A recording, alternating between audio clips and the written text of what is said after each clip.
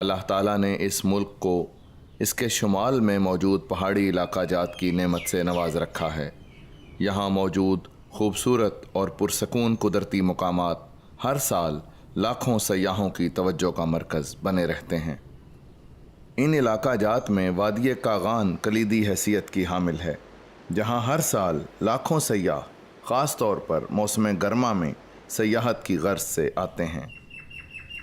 اس وادی میں سب سے زیادہ فضا سے یہ ٹریک بہت خوبصورت اور زگ زیگ شکل کا دکھائی دیتا ہے۔